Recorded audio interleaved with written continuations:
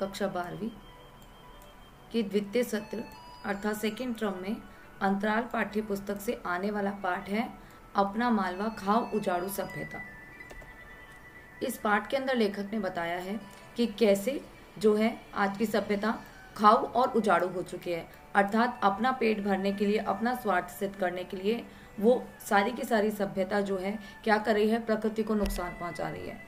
इंसान जो है खुद ही अपने लिए गड्ढा खोद रहा है प्रकृति को नुकसान पहुंचाकर। जैसा कि ये चित्र जो है बयां कर रहा है कि किस तरीके से जो है फैक्ट्री से धुआं निकलता है जो हमारे लिए ही हानिकारक है। ठीक है, यहाँ पे नव निर्माण किया जा रहा है, हम पेड़ों की कटाई कर देते हैं, नदियों को समुद्रों को जो है काट के छोटा कर देते हैं और साइड में बिल्डिंगों का निर्माण कर देते हैं। तो ये सारी चीज़ें जो है कल हमारे लिए ही जो है घातक सिद्ध होने वाली है, परंतु हम क्या कर रहे हैं, हम खुद ही ऐसा कार्य कर रहे हैं। तो इसलिए लेखक ने यहाँ पे पाठ में खाव उजाड़ू सभ्यता कहा है आज की सभ्यता को। पाठ का प्रारंभ में ही लेखक जो है बताते हैं कि वे जो हैं राजस्थान से मध्य प्रदेश की तरफ आ रहे हैं। अब आते समय वे बहुत सारी चीज़ें जो है नहीं पाते हैं। जैसा कि यहाँ पे लेखक बताते हैं कि नवरात्रि की पहली सुबह किस तरीके से होती है।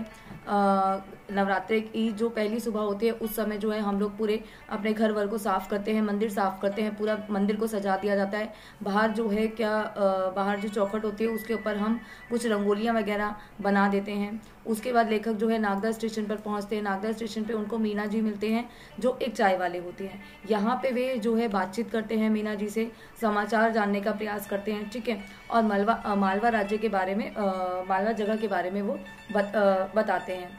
ठीक है, मीना जी द्वारा उन्हें पता चलता है कि यहाँ पे जो है क्रिकेट के बारे में मीना जी जो है बात करते हैं, परंतु लेखक की क्रिकेट में रुचि नहीं है, वे मौसम का हालचाल जानना चाहते हैं। और लेखक यहाँ पे बताते हैं कि भाई यहाँ पे पिछले दिनों जो है यहाँ पे पिछले वर्ष यहाँ पे बहुत सारा पानी गिरा था, जिसको लोगों ने क्या समझा कि बहुत ज़्यादा जो पानी की संख्या है, वर्षा जो है वो बहुत ज़्यादा हो गई है, जिसकी वजह से बाढ़ आ चुकी है और बहुत सारे जो बाढ़ का पानी है वो घरों के अंदर जा चुका था, जो एक खतरे की घंटी थी। परंतु लेखक यहाँ मानते हैं कि भाई हमारे ज़माने में जो पानी गिरा करता था उसके मुकाबले तो यहाँ पे इस समय जो है बहुत कम पानी गिरा है, परंतु फिर भी यहाँ लोगों को जो है, जनता को क्या दिखाया जाता है, बड़ा चढ़ा के अखबारों में या समाचारों में इस तरीके से दिखा दिया जाता है कि लोग जो है डर जाते हैं, सहम जाते हैं। तो लेखक बताते हैं कि उस समय जब मैंने ये खबर को सुना था तो मैंने भी अपने अपने जान पहचान वाले लोगों के यहाँ खबर जानने के लिए, उनका हालचाल जानने के लिए फ़ोन किया था, परंतु साफ पता चला कि वहाँ पे जो है सब कुछ जो है खतरे से बाहर है, उनको किसी तरह का कोई खतरा नहीं है।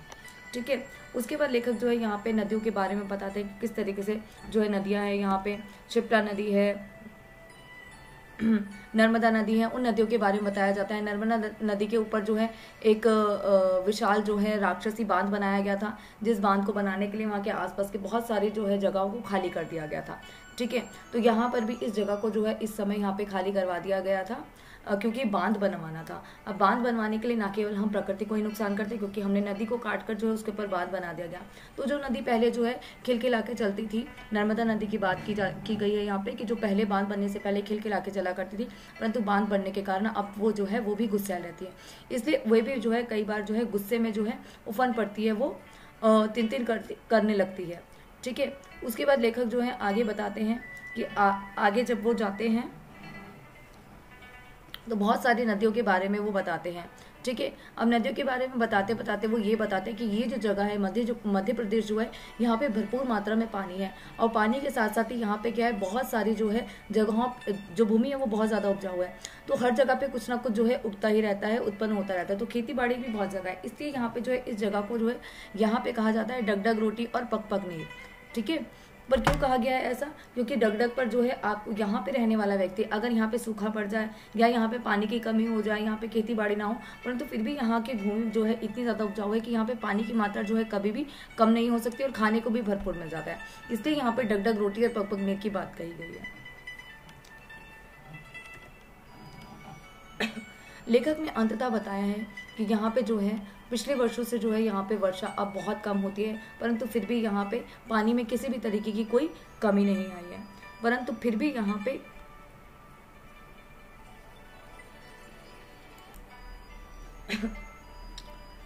तो यहाँ पर लेखक अंततः बताते हैं कि भाई बाकी सारे देशों जैसे अमेरिका है, यूरोप है, इन देशों से जो है प्रकृति को सबसे ज़्यादा जो है नुकसान पहुँचाया जाता है, वहीं से जो है बहुत ज़्यादा गर्म मात्रा में जो है गैसें निकलती हैं जो प्रदूषण में फैलती है, और जिसके कारण जो है धरती में जो है तप बढ़ जाता है। और इसके कारण क्या होता है कि भाई अब जो है अमेरिका और यूरोप जैसे देश जो है अपने आप को पीछे करने से तो रहे, क्योंकि उनके पास काम बहुत ज़्यादा है और वो पीछे नहीं हटना चाहते हैं। और दूसरे देश जो है वो विकासशील हैं, वो अभी भी विकास की दर पर लगे हुए हैं, तो वे औरों को रोकने के लिए तो तैयार है, परंतु खुद अपने देश के अंदर वो किसी भी निर्माण को जो है रोकते नहीं है। और इसलिए लेखक कहते हैं कि भाई यहाँ पे वो लोग तो समझौता करेंगे नहीं प्रकृति के साथ, परंतु हम जैसे लोग भी जो है, जो मालवा जैसी जगह है यहाँ पर, तो यहाँ पर जो जहाँ पे पग पग जो है नीर है, डग डग पर रोटी देने वाली जो हमारी धरती है, उसको भी हम जो है उजाड़ने पर लगे हैं। क्योंकि अमेरिका और यूरोप ने तो पूरी की पूरी दुनिया को ही, पूरे के पूरे भूगोल को ही क्या कर दिया है, खराब कर दिया, उन्होंने गर्म कर दिया, जिसके कारण सभी देशों को जो है उसका हमियाना भुगतना पड़ता है। परंतु हमारा जैसा देश जो है, हिंदुस्तान जैसा देश मालवा जैसी जगहों पर भी जो है गंभीर नहीं होता है, वो खुद भी इसी सभ्यता को अपना रहा है, खाव उजाड़ू सभ्यता को, जिस सभ्यता को जो है यूरोप और अमेरिका ने अपना रखा है, हमारा देश भी लगभग उसी सभ्यता को अपनाता जा रहा है। वे ये नहीं समझता कि अगर हम ही उजाड़ कर सब कुछ खा जाएंगे तो आगे आने वाली पीढ़ी के लिए कुछ भी नहीं बचेगा। अब वाचन से व्याख्यान कर लेते हैं। उगते सूरज की निथरी कोमल धूप राजस्थान में रह गई। अर्थात लेखक यात्रा कर रहे थे, तो यात्रा के दौरान वे बताते हैं उगते सूरज की निथरी अर्थात चमकीली, बिल्कुल साफ सुथरी जो धूप थी वो राजस्थान में ही रह गई। अर्थात लेखक राजस्थान से यहाँ आ रहे थे। मालवा लगा, अर्थात मालवा जगह लगा तो आसमान बादलों से छाया हुआ था, ठीक है, परंतु वहां पर धूप तो थी। यहाँ पर जैसे ही वे पहुंचे मालवा की तरफ, तो यहाँ पर अब धूप लेखक को नहीं दिख रही है, परंतु आसमान में बादल जरूर दिख रहे हैं, काले भूरे बादल। थोड़ी देर में लगने लगा कि चौमासा अभी गया नहीं है, अर्थात लेखक को लगा वर्षा का जो महीना है वे अभी तक गया नहीं है, क्योंकि बादल यहाँ पे अभी छाए हुए हैं। जहाँ जहाँ भी पानी भरा हुआ रह सकता था लबालब भरा हुआ था, अर्थात जैसे कुछ होती है ना जगह जहाँ पे गड्ढे वगैरह बने हुए होते हैं, तो वहां पर बारिश का पानी जमा हो जाता है। तो लेखक का कहना है कि जहां पर भी जमा होने की पानी की संभावना थी, वहां पर पानी पूरी तरीके से लबालब भरा हुआ था। मटमैला बरसाती पानी, जितने भी छोटे मोटे नदी नाले दिख रहे थे सब बह रहे थे। इससे ज्यादा पानी अब धरती सोख के रख नहीं सकती थी। ऊपर से बादल कभी भी बरस सकते थे, अर्थात धरती में भरपूर मात्रा में जो है पानी था, गड्ढों में वैसे ही पानी भरा हुआ था। तो लेखक को देख के ही पता चल रहा था कि भाई यहाँ पे और पानी जो है धरती, क्योंकि अगर धरती में जो है तप है, अगर वो गर्म है तो बारिश का पड़ा हुआ पानी जो है वो सूख भी जाता है, ठीक है, थोड़ी सी बारिश में, परंतु बारिश ज्यादा हुई है जिसके कारण पानी जितना धरती सोख सकती थी उतना सोख लिया, बाकी पानी ऊपर ही नजर आ रहा है। तो लेखक का कहना है कि भाई यहाँ पे जितना पानी धरती सोख सकती थी उतना तो सोख लिया, बाकी का पानी जो है वो ऊपर ही हमें दिख रहा है। और ऊपर से आसमान में क्या है, बादल छाए हुए हैं जो कभी भी जो है पानी को बरसा सकते हैं। फिर यहाँ पे लेखक ने जो है पहली नवरात्रि की सुबह का वर्णन किया है। नवरात्रि की पहली सुबह थी, मालवा के घट स्थापना की तैयारी। घट स्थापना अर्थात हम जो है क्या करते हैं, नवरात्रि के समय जो है कलश की स्थापना करते हैं, सभी घरों में करते हैं, मंदिरों में किया जाता है, ठीक है। तो वही घट की जो है स्थापना की तैयारी हो रही थी। गोबर से घर आंगन लीपने और माना जी के ओटले को रंगोली से सजाने की सुबह, अर्थात ओटला मुख्य द्वार को जो है हम क्या करते हैं, सजा देते हैं, ठीक है, बहुत अच्छे से। जैसे कुछ जो है चित्रकारी कर दी हमने, वहाँ पे रंगोलियाँ बना दी गई हों, या फूल वगैरह हम जो है ऊपर चौखट पे लगा देते हैं। तो इस तरीके से जो है हम ओटलों को जो है सजाते हैं। बहू बेटियों के नहाने धोने और सजकर त्योहार बनाने में लगने की घड़ी, अर्थात इस समय क्या होता है, जब भी कोई तीज त्योहार होता है तो सुबह सुबह वैसे ही औरतें और जो लड़कियां होती है, बहू बेटियां होती है, वो नहा धोकर अच्छे से वस्त्र पहन जाती है, अच्छे से साग श्रृंगार करती है, तो बहुत अच्छे से तैयार हो जाती है, ठीक है। तो ऐसे ही ये तो नवरात्रि की पहली सुबह थी, तो अभी ये त्योहार मनाने का समय था और औरतें जो हैं इसी तरीके से तैयार हो जाती हैं। लेकिन आसमान तो घाव घाव कर रहा था, अर्थात आसमान तो बरसने को तैयार बैठा था। रास्ते में छोटे स्टेशनों पर महिलाओं की भी भीड़ थी, छोटे स्टेशनों पर महिलाओं की भीड़ थी, अर्थात क्योंकि नवरात्रों की पहली सुबह है, बाजारों में भी भीड़ लगी रहती है। और ये तो वैसे भी एक रेलवे स्टेशन की बात करें तो वैसे भी सामान वगैरह बेचने के लिए जो है काफी सारी औरतों का जो है वहां पे आना जाना लगा रहा होगा।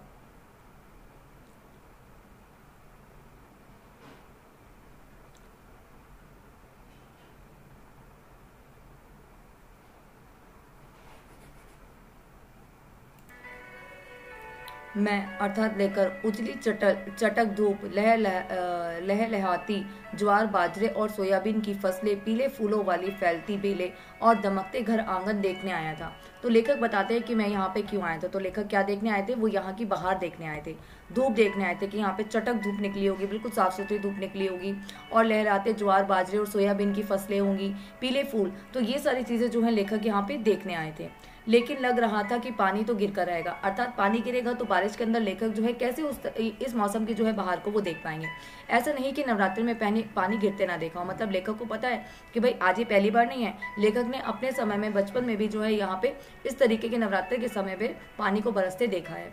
क्वार मालवा में मानसून के जाने का महीना होता है, कभी थोड़ा पहले चला जाता है, इस बार तो जाते हुए भी जमे रहने की धोस दे रहा है, अर्थात जाते हुए भी वे पीटता हुआ जाएगा, अर्थात अच्छे से बरस कर जाएगा जब बारिश का मौसम जाने वाला है। अब ये होने का कारण क्या बताया जाता है यहाँ पे कि मौसम का जो चक्र है वो खराब हो चुका है, समय पर जो है मौसम सही से शुरू नहीं हो पाता। अगर सर्दी पड़ रही है तो सर्दी समय से थोड़ी सी देर पड़ती है, ठीक है, सर्दी जो है वो बहुत ज्यादा पड़ रही है, गर्मी जो है गर्मी जो है वो थोड़ी सी जल्दी पड़ गई है। तो इस तरीके से जो है लेखक का बताना है यहाँ पे कि पहले के समय में आज का जो समय है उस समय से मौसम का चक्र जो है वो बहुत ज़्यादा जो है खराब हो चुका है, जिसकी वजह से यहाँ पे ही पता चलता है कि इस समय तक यहाँ पे बारिश होती नहीं है, परंतु अभी यहाँ पे बारिश हो भी रही है और अच्छे से जो है वो और ज़्यादा जमे रहने की धौंस दे रहा है कि अभी मैंने वर्षा ने अर्थात यहाँ से अभी जाना नहीं है।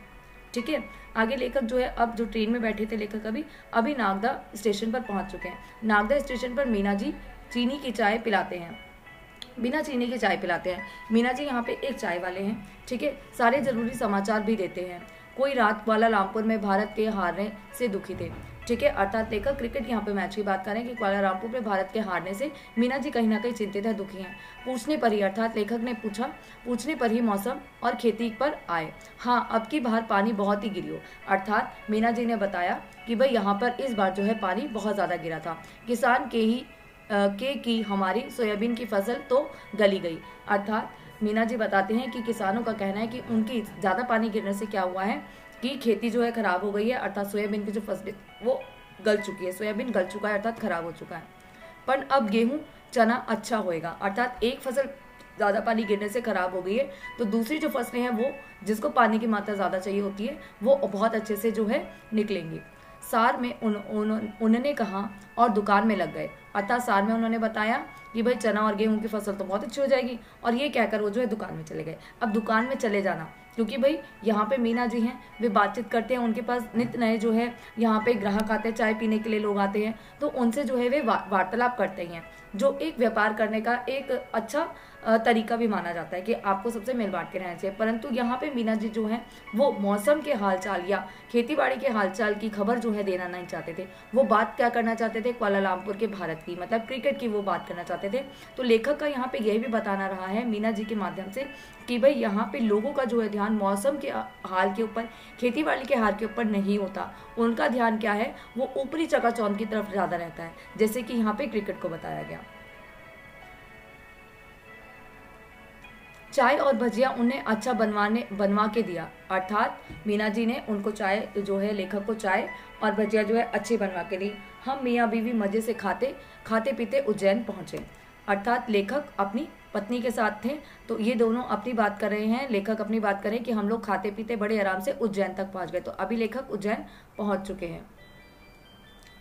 रास्ते में शिप्रा मिली अर्थात शिप्रा नदी मिली। मैया ऐसे भरपूर और बहती हुई तो बरसों में दिखी थी, अर्थात लेखक ने काफी वर्षों में जो है शिप्रा नदी को इतना भरपूर मात्रा में पानी भरा हुआ देखा था। गए महीने टीवी पर लाइन पड़ी थी कि उज्जैन में शिप्रा का पानी घरों में घुस गया, अर्थात लेखक ने पिछले समय जो है कुछ समय पहले जो है न्यूज़ में अखबारों में एक लाइन पड़ी थी कि भाई टीवी पर जो न्यूज़ आती है ना हेडलाइंस वगैरह, उस पर लेखक ने ये लाइन पड़ी थी कि शिप्रा का पानी जो है, शिप्रा नदी का पानी जो है वो घरों में घुस गया है। परंतु भोपाल, इंदौर, धार, देवास सब में झड़ी लगी थी, अर्थात कि सब जगह जो है पानी भर गया था। सब जगह फोन लगाकर पूछा था, अर्थात जब लेखक ने ये खबर सुनी कि हर जगह जो है पानी भर चुका है, शिप्रा नदी का पानी जो है घरों में घुस चुका है, तो लेखक ने अपने नाते रिश्तेदारों के घर फोन करके पता किया।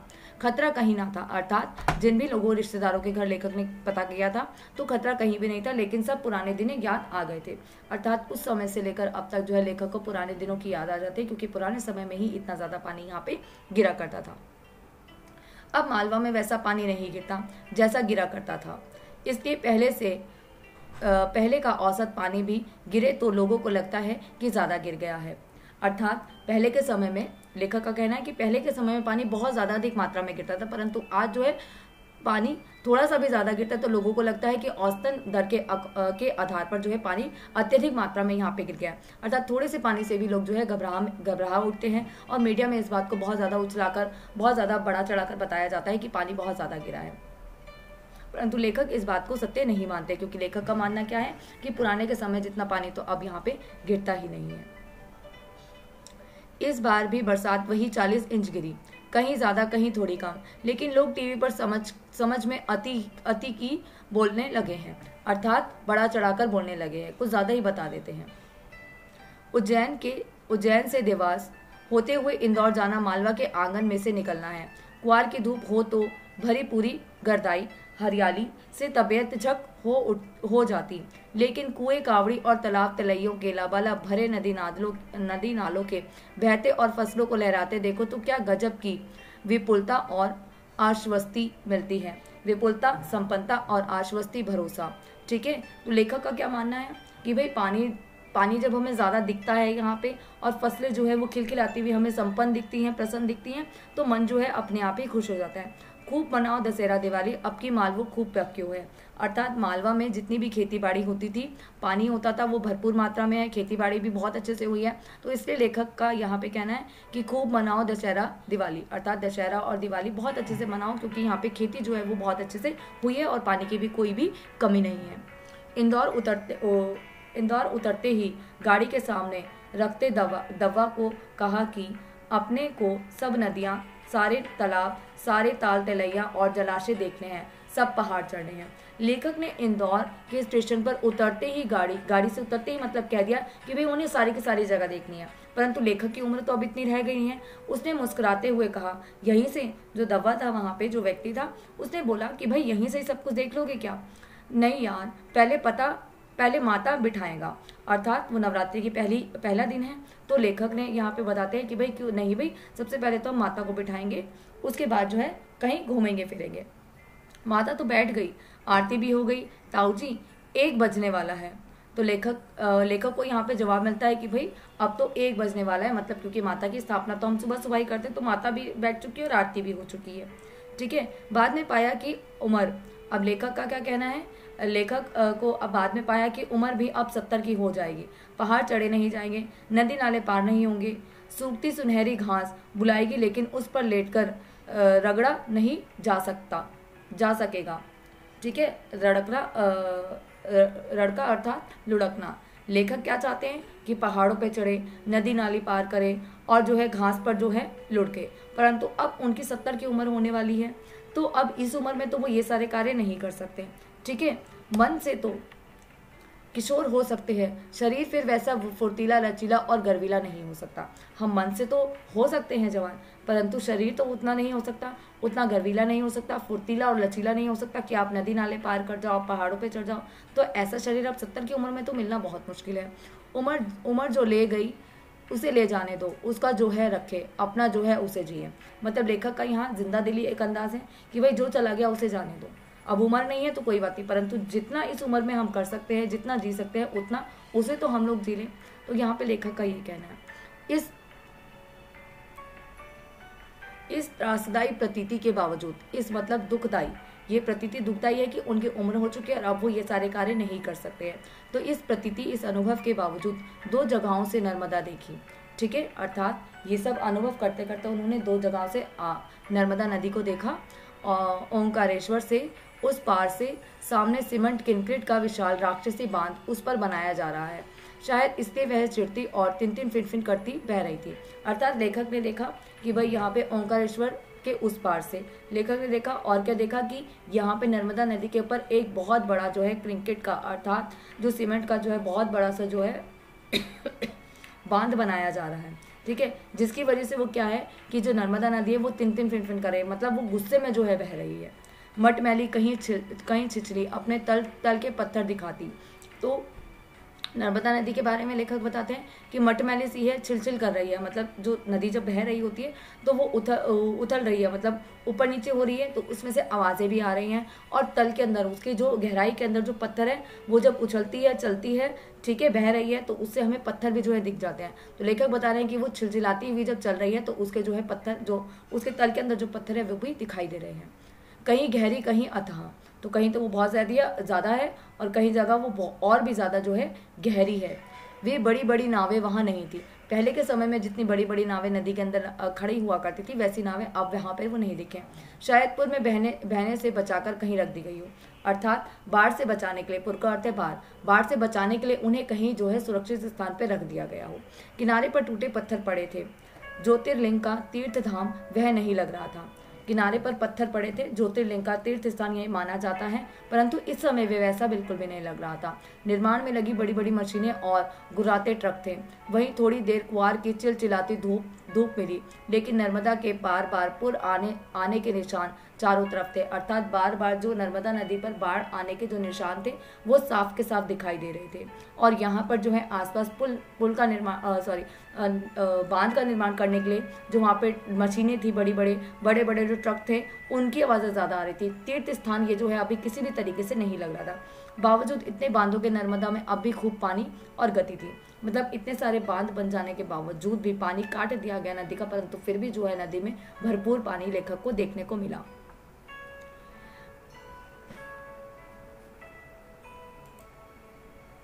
नेमावर के पास बजवाड़ा में नर्मदा शांत, गंभीर और भरी पूरी थी। देखो अभी यहाँ पे जब नर्मदा नदी को लेखक ने देखा ओंकारेश्वर में, ठीक है, तो यहाँ पे नदी जो है नर्मदा नदी थी वो फिनफिन कर रही थी, वो गुस्सैल दिखाई गई थी। परंतु अभी नेमावर में जहाँ पे लेखक ने बजवाड़ा में देखा नर्मदा नदी को, तो यहाँ पे वो बिल्कुल शांत और गंभीर थी, बिल्कुल सीरियस थी, पर भरी पूरी हुई थी। पानी की कोई कमी नहीं थी। शाम हो जाने पर भी जैसे अपने अंदर के मंदे उजाले से गमक रही थी, अर्थात शाम हो चुकी थी। देखो सुबह तो दिन होता है, धूप होती है, चमक होती है, तो नदी पर पड़ती है तो वो और ज़्यादा चमकती है, परंतु रात को भी लेखक का कहना है कि रात में भी वो अपने अंदर, उसके अंदर इतना उजाला था उस पानी के अंदर कि वो रात के समय में भी जो है वो दमक रही थी, महक रही थी। चवत अर्थात चौथ का चांद उस पर लटका हुआ था, अर्थात ऊपर जो है आसमान पे चौथ का चांद दिख रहा था। मिट्टी की ऊंची कगार पर पेड़ों के बीच बैठे हुए हम चुपचाप उसे प्रणाम कर रहे थे। भेन जी ने जैसे उसे सहलाते हुए कहा, थक गई है, देखना अब रात को बहेगी। अर्थात भेन जी ने उसे सहलाते हुए, अर्थात नदी के अंदर हाथ मारते हुए उन्होंने सहलाते हुए कहा होगा कि भाई अभी तो नदी थक चुकी है, रात हो चुकी है, फिर रात को बहेगी। ठीक है, नदी की बात की गई है कि दिन भर जो है वो उछलती कूदती रही, फिर करती रही, परंतु अभी वे बिल्कुल शांत है और रात तक वो जो है वो बहती ही रहेगी। रात भर हम उसके किनारे सोए, अर्थात नर्मदा नदी के किनारे ही लेखक और उनकी पत्नी जो है वो सोए। सवेरे उठकर फिर जैसे उनके नमन में उसके किनारे बैठ गए। उनके नमन में अर्थात उनको नमस्कार करते हुए लेखक और उनकी पत्नी जो है वो वहीं पर ही बैठ गए सुबह उठते ही। ठीक है, अपन घाट नीचे नर्मदा के किनारे के लोग भेन जी गंगा किनारे की, हम नदी को नदी नहीं माँ मानते हैं। देखो यहाँ पे लेखक ने बताया कि अपन घाट के नीचे नर्मदा के किनारे के लोग, ठीक है, अब हम घाट के नदी के किनारे के जो लोग हैं वो माता को, नदी को बिल्कुल माँ समान मानते हैं। भेन जी गंगा किनारे की, ठीक है, और बहन जी क्या है, वो अपनी जो है एक बहन की बात कर रहे हैं, तो वो कहाँ की है, वो किनारे की है। तो हम तो वो, उनका क्या कहना है कि भाई हमारे लिए नदी नदी नहीं है, वो हमारे लिए माँ के समान है, नर्मदा मैया है, अर्थात हम लोग बोलते भी कि नर्मदा मैया, ठीक है, तो नर्मदा मैया है, उससे हम बने हैं, उसके किनारे बैठना माँ की गोद में डूबना है। अर्थात अगर हम उस नदी के किनारे बैठे तो बिल्कुल वे उसी समान है कि माँ की गोद के अंदर हम जो है डूब चुके हैं। जैसे एक छोटा सा बालक अपनी माँ की गोद के अंदर रहता है, वैसे ही जो है लेखक का मानना है, क्योंकि नदी भी हमारी माँ है, इसलिए ऐसा ही लेखक को अनुभव हुआ लेखक किनारे पे बैठ के नर्मदा नदी के कि वो अपनी मैया की गोद में ही जो है डूब गए हों। ओंकारेश्वर और नेमावर जाते हुए दोनों बार विंध्य के घाट उतरने पड़े। एक तरफ सिमरौल का घाट, दूसरी तरफ बिजवाड़ा, मतलब नदी के जो दोनों किनारे हैं उसकी लेखक बात कर रहे हैं। ठीक है, दोनों में सागौन के जंगल, सागौन क्या है, एक तरीके की सागवान की लकड़ी होती है जो हमारे फर्नीचर वगैरह बनाने में, कुर्सी मेज वगैरह बनाने के काम में आती हैं। पत्ते खाखरे होते हुए, अर्थात छेद वाले पत्ते, खाखरे अर्थात छेद हो जाते हैं ना जिन पत्तों में, जिनमें कीड़ा लग जाता है, तो उस तरीके के पत्ते वहाँ पे देखने को मिले उन पेड़ों पर। फिर भी फुनगियों पर फूल की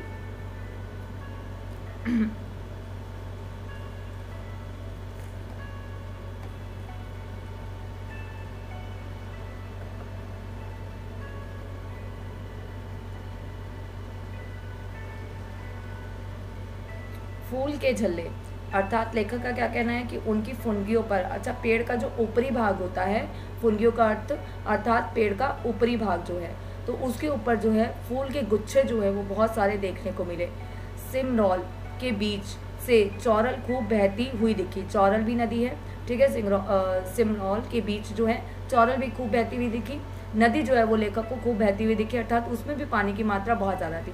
बिजवाड़ा में हर नाला बह रहा था, हर पहाड़ी नदी की रपट पर पानी था। बचपन में पितृपक्ष और नवरात्रि पर ऐसा ही पानी मिलता था।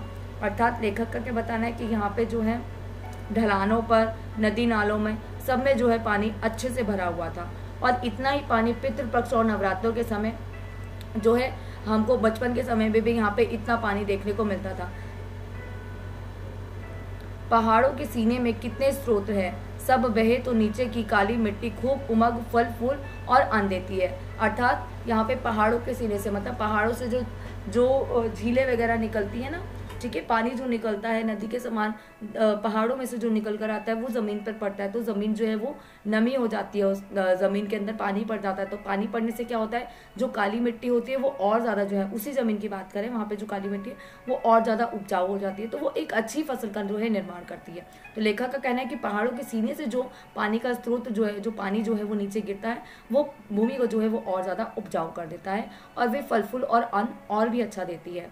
नेवावर के रास्ते पर ही केवड़ेश्वर हैं, जहाँ से शिप्रा निकलती है। कालिदास की शिप्रा, कालिदास ने अपने पूरे के पूरे ग्रंथ के अंदर जो है शिप्रा नदी के बारे में बताया है, तो यहाँ पे इसलिए लेखक ने जो है शिप्रा नदी का यहाँ पर नाम लिया है। अर्थात शिप्रा नदी को कालिदास की शिप्रा बताया है कि वही शिप्रा जो कालिदास की शिप्रा थी, ठीक है। बहुत बड़ी नदी है, लेकिन उज्जैन में महाकाल के पांव पखारे तो पवित्र हो गई। शिप्रा नदी बहुत बड़ी नदी तो नहीं है, परंतु क्योंकि महाकाल अर्थात शिवजी जी ने, भगवान शंकर ने जो है यहाँ पर अपने पाँव रखे, जिसके कारण क्या हुआ कि यहाँ की धरती भी जो है वो और ज़्यादा पवित्र हो गई। तो शिप्रा नदी का भी नाम हो गया भगवान शिव के साथ भी, और कालिदास ने भी अपनी रचनाओं में शिप्रा नदी के बारे में बताया। चंबल विंध्य के जाना पाव पर्वत से निकलती और निमाड़, मालवा, बुंदेलखंड, ग्वालियर होती हुई इटावा के पास जमुना में मिली। अर्थात जमुना नदी में जाके वो मिल चुकी है, मतलब इतनी सारी जगहों से गुजरने के बाद वो पूरी की पूरी जमुना नदी जो है उसके अंदर जाके जो है शिप्रा नदी मिल जाती है। चंबल को हमने घाट बिलौद में रखा, चंबल को हमने घाटा बिलौद में देखा, काफ़ी पानी था। चंबल नदी की बात की गई है कि उन्होंने घाटा बिलौद जगह में जो है चंबल नदी को देखा, इसमें भी काफ़ी ज़्यादा पानी था, खूब बह रही थी, उसमें नहाते लड़कों को गर्व था कि यहाँ छोटी दिखती है तो क्या, हमारे चंबल से गंगा ही बस बड़ी है। अर्थात चंबल नदी भी जो है वो छोटी है, परंतु फिर भी यहाँ पे बच्चों जो है उसमें नहाकर बहुत ज़्यादा पसंद है, क्योंकि उन्हें क्या लग रहा है, लेखक का मानना है, बच्चों का यहाँ पे कुछ भी वर्णन नहीं किया गया, परंतु लेखक का यह मानना है कि बच्चे जो है इस गर्वता से यहाँ पे नहा रहे हैं कि भाई इससे हमारी नदी से बड़ी केवल गंगा ही है। हालांकि चंबल नदी छोटी है, परंतु उससे बड़ी केवल गंगा नदी ही है। आगे बहुत बड़ा बांध है, खूब पानी है। इस बार गांधी सागर से अब सब फाटक खोलने पड़े। अर्थात गांधी सागर भी जो है बांध बनाया गया था, बांध का नाम है यहाँ पे गांधी सागर, उसके भी फाटक खोलने पड़े क्योंकि जो है पानी बहुत ज़्यादा भर गया था। इतना पानी भरा, गंभीर इतनी बड़ी नहीं है, लेकिन हालौंद के आगे यशवंत सागर को इस तरह फिर उसमें इतना भर दिया कि 50 साइफन अर्थात पानी के पाइपों को जो है चलाने पड़े। 67 साल में तीसरी बार ऐसा हुआ। अर्थात पानी इतना ज़्यादा भर गया था कि हमें जो है बांध को भी खोलना पड़ा और सारे साइफनों को जो है खोल देना पड़ा। ठीक है। परंतु इस 67 साल में तीसरी बार ऐसा हुआ, पार्वती और काली सिंध। अब यहाँ पे अन्य नदियों के बारे में बताया गया, पार्वती नदी और काली सिंध नदी ने फिर रास्ता रोका। 2 दिन उनके पुल पर से पानी बहता रहा। इस बार मालवा के पठार की सब नदियों में पूर आई, अर्थात बाढ़ आई। तो लेखक ने बताया कि भाई जो पार्वती नदी थी और काली सिंध नदी थी, उन्होंने रास्ता रोका, अर्थात नदी इतना ज़्यादा पानी था कि रोड तक पे पानी आ गया था और 2 दिन तक पानी जो है वो रोड पर बहता भी रहा। तो इस बार मालवा के पठार, मतलब मालवा में जितने भी मालवा जो पठार है, इस स्थान पर जितनी भी नदियाँ थी उन सभी नदियों में जो है बाढ़ आ चुकी थी। इसके पास में बहने वाली नर्मदा में भी खूब पानी आया। बरसों बाद हजारों साल की कहावत सच्ची हुई, मालवा धरती गहन गंभीर। अर्थात ये जो है बेटा ध्यान रखना, इससे प्रश्न अधिकतर पूछे जाते हैं कि मालवा धरती गहन गंभीर, बहुत गंभीर है। कैसे? डगडग रोटी और पग नहीं, क्योंकि ये नदी ऐसी है जहाँ पे डगडग पर आपको रोटी मिल जाएगी और पग पर आपको पानी मिल जाएगा। तो ये अपने आप में भरपूर है। यहाँ पे रहने वाला कभी भी कोई व्यक्ति खाली नहीं रह सकता, मतलब खाली पेट नहीं रह सकता, वे भरपूर रहेगा। दक्षिण से उत्तर की ओर ढलान वाले इस पठार की सभी नदियों के दर्शन हुए। अर्थात लेखक ने इस समय में यहाँ पे सारी की सारी नदियों के लगभग दर्शन कर लिए। खूब पानी, खूब बहाव और खूब कृपा, अर्थात खूब कृपा है इस जगह पे, खूब पानी है और खूब बहाव है, खूब बहता रहता है पानी। नदी का सदा नीर, सदा नीर अर्थात सदा सदा बहने वाला, सदा भरपूर रहना, ठीक है। जीवन के स्रोत का सदा जीवित रहना है, अर्थात जीवन के स्रोत का, जीवन का जो उत्पन्न है वो नदियों के आसपास ही होता है। पानी के बिना कोई जीवन नहीं है। जितनी भी सभ्यताएं बसी हैं, जितने भी निवास हुए हैं, वो केवल नदियों के पास हुए हैं। तो लेखक ने यहाँ पे बताया है कि पानी ही जो है जीवन का स्रोत है, और इसलिए इस पानी की भरपूर मात्रा में पानी का यहाँ होना ही पता चलता है कि यहाँ पे कितना ज़्यादा जनजीवन है। नदियों के बाद नंबर था तालाबों का। अब तालाबों के बारे में लेखक बताते हैं। हमारे आज के इंजीनियर समझते हैं कि वे पानी का प्रबंध जानते हैं, ठीक है। आज के जो इंजीनियर है उन पर लेखक ने व्यंग्य किया है, और पहले के ज़माने के लोग कुछ नहीं जानते थे। तो लेखक का क्या मानना है कि भाई इंजीनियर ऐसा समझते हैं कि हम जो है ज़्यादा पढ़े लिखे हैं, हमको ज़्यादा पता है पानी के बचाव के बारे में। पुराने लोगों को तो कुछ भी इस बारे में कुछ नहीं पता था, क्योंकि ज्ञान तो पश्चिम के निरसा के बाद ही आया ना। अर्थात लेखक का क्या मानना है कि भाई पश्चिमी सभ्यता के आने के बाद ही तो यहाँ पे जो है लोगों को अकल आई। उससे पहले तो लोगों को किसी बारे में कुछ नॉलेज ही नहीं थी, कुछ पता ही नहीं था। फिर लेखक बताते हैं मालवा में विक्रमादित्य और भोज और मुंज रेनेसा से बहुत पहले हो गए। अर्थात विक्रमादित्य और भोज, ठीक है। विक्रमादित्य और भोज जो राजा थे वो मुंज निरेसा से बहुत पहले के राजा थे। तो लेखक ने बताया है कि रेनेसा के आने से पूर्व भी जो हमारे विक्रमादित्य और भोज थे, उन्होंने किस तरीके का कार्य किया था वे बताते हैं कि वे और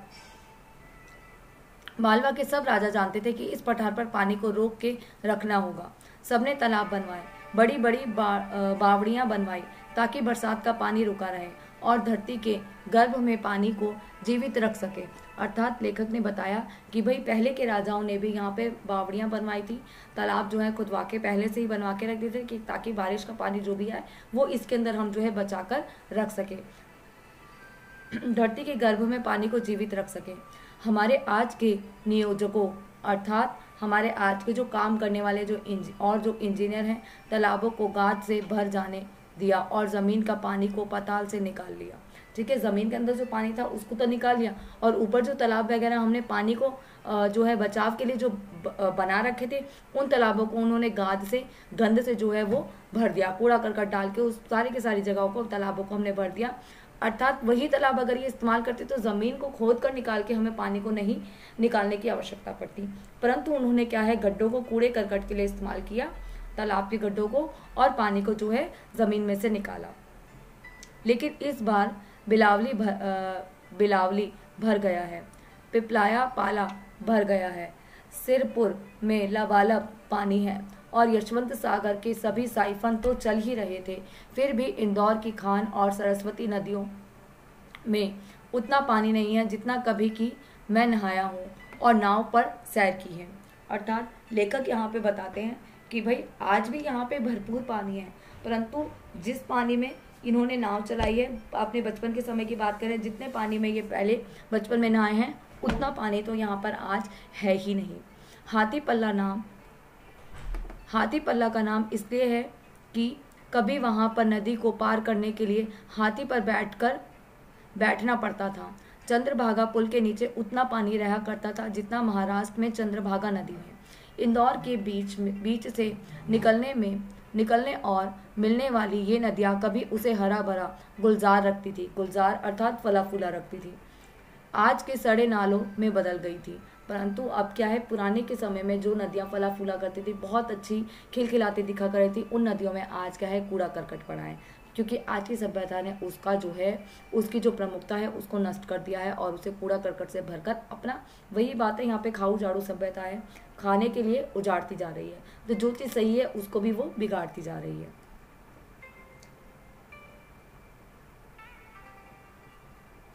आज के सड़े नालों में बदल दी गई है। शिप्रा, चंबल, गंभीर, पार्वती, काली सिंध, चोरल, सबके यही हाल हो रहे हैं। अर्थात धीरे धीरे इन सभी की सभी नदियों के नाम जो लेखक ने बताया, उन सब में जो है कहीं ना कहीं कूड़ा करकट हमें देखने को मिल जाता है, जो कि पहले पूर्ण रूप से बिल्कुल साफ सुथरी रहा करती थी। ये सदानीर नदियाँ अब मालवा के गालों के आंसू भी नहीं हैं। अर्थात इतना लेखक ने बताया कि मालवा जो ये जगह है, यहाँ पे पहले इतना ज़्यादा पानी हुआ करता था, जो आज का पानी जो है केवल पूरे का पूरा गाला गर्म मालवा को समझे तो उसमें आंसू के समान पानी है केवल। पुराने समय में इससे बहुत अधिक मात्रा में यहाँ पे पानी हुआ करता था। चौमासा,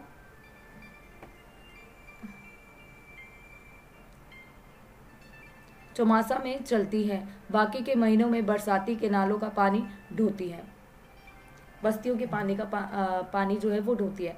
अर्थात चौमासा, जब भी वर्षा का समय होता है उस समय ही नदियाँ बहुत अच्छे से बहती हैं, ठीक है, नदी नाले बहुत अच्छे से बहते हैं। परंतु जब बारिश चौमासा चला जाता है तो उसके बाद बाकी के महीनों में जो बस्तियों के नालियों का जो पानी होता है वही जो है नदियों में बहता हुआ हमें दिखता है।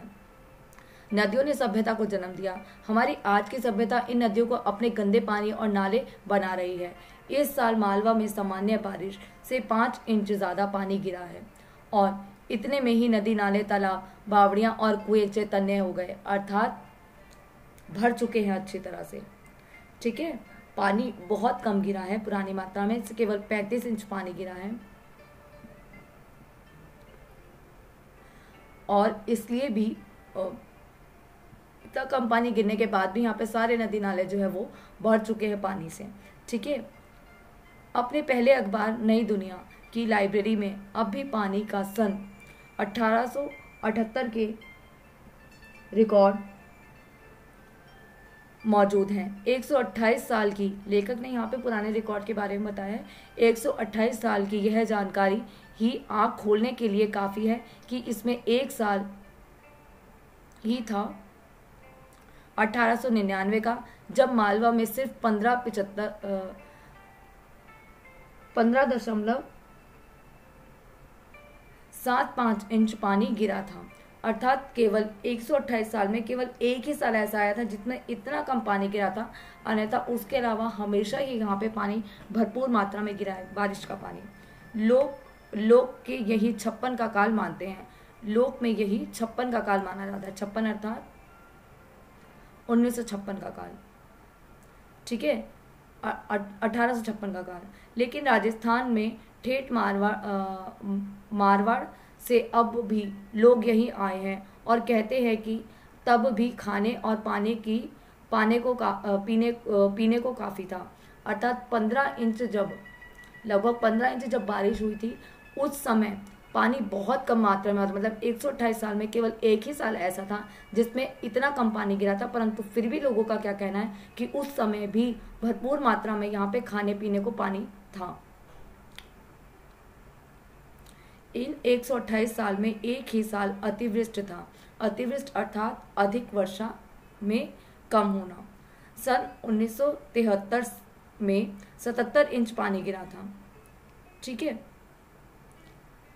सॉरी 128 सालों में अतिवृष्टि, एक तो 128 सालों में सबसे कम पानी वाला समय बताया गया, ठीक है। दूसरा बताया जाता है 128 साल में 1973 से 1977 में पानी गिरा था, सबसे ज़्यादा पानी गिरा था। तब भी यशवंत सागर, बिलावली, सिरपुर और पिपलाया पाला टूट कर बह गए थे। मतलब ये सारी जो जगहें थी, यशवंत सागर और इन सब में जो है पानी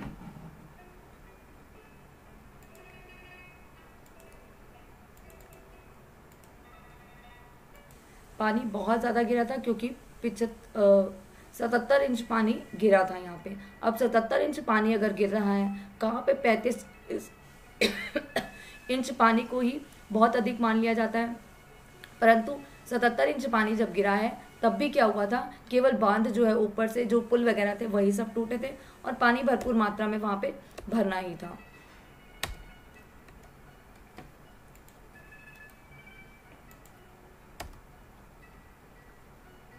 अट्ठाईस इंच से कम बारिश हो तो वह सूखे का साल होता है। अर्थात यहाँ पे पानी देखो 28 इंच से अगर कम पड़ेगा तो यहाँ पे सूखे का साल माना जाता है, परंतु 28 इंच पानी भी बहुत ज़्यादा पानी होता है। लेकिन ऐसे साल ज़्यादा नहीं हैं। 56 के काल में ने देश भर में हाय हाय मचाई हो, लेकिन मालवा के लोग प्यासे मरे ना भूखे। ठीक है, अर्थात 56 का काल जो माना जाता है वो अकाल का काल माना जाता है, क्योंकि बारिश जो है नहीं पड़ी थी, अकाल हो गया था हर समय। परंतु बताया गया कि भाई देश भर में चाहे हाहाकार मच गई हो, परंतु मालवा में ना तो खाने की कमी थी ना ही पानी की कोई कमी थी, क्योंकि उससे पहले साल में खूब पानी था और बाद के साल में भी, मतलब केवल उस वर्ष में जो है पानी नहीं गिरा, परंतु उसके आगे पीछे भरपूर मात्रा में पानी जो है गिरा था, जिसका भरपाई जो है यहाँ पे हो चुकी थी। इसलिए लोगों को जो है वो भूखे नहीं मरे। और बाद के साल में भी अपने अपने नदी नाले तालाब संभाल के रखो तो दुष्काल, अर्थात जो बुरा समय होता है जिस समय पानी नहीं पड़ता, उस समय अगर हम लोगों के काम ही आता है वो जो है पानी जो हम बचा के रखते हैं, मजे से निकल जाता है। अर्थात दुष्काल का जो समय होता है, जो बुरा समय होता है जिस समय पानी नहीं गिरता है, अगर हम पुराने समय में नदी नाले तालाब को जो है संभाल कर रख लें, उस पानी को संभाल कर रख लें, सही तरीके से रख लें, उसको गंदा ना करें, तो दुष्काल के समय में वही पानी जो है हमारे जीवन की रक्षा करने के काम आता है। लेकिन हम जिसे विकास की औद्योगिक समस्या कहते हैं वह तो उजाड़ की अपसभ्यता है। तो लेखक ने यहाँ पे बिल्कुल सीधे रूप पे व्यंग्य मारा है यहाँ पे आज की सभ्यता के ऊपर कि औद्योगिक सभ्यता है। आज की जो सभ्यता है वो उद्योगों को जो विकास दे रही है, परंतु प्रकृति को वो बिल्कुल ही ज़्यादा जो है नुकसान पहुंचा जा रही है। वो उसको बचा के नहीं रखना चाहती, वो बिल्कुल उसे उजाड़ कर फेंक देना चाहते हैं, क्योंकि उसे अपना पेट भरना है, उसे अपना जो है स्वार्थ सिद्ध करना है, उसे मुनाफा कमाना है, उसे पैसा कमाना है। फिर चाहे दुनिया का जितना ही नुकसान होता है तो होता रहे, आगे आने वाली पीढ़ी को जो है कुछ मिले या ना मिले हमें उससे कोई मतलब नहीं है। उन्हें केवल आज ही उद्योगों को स्थापित करके अपने स्वार्थ को सिद्ध करना है। फिर लेखक बताते हैं नई दुनिया की ही लाइब्रेरी में कमलेश्वर सेन और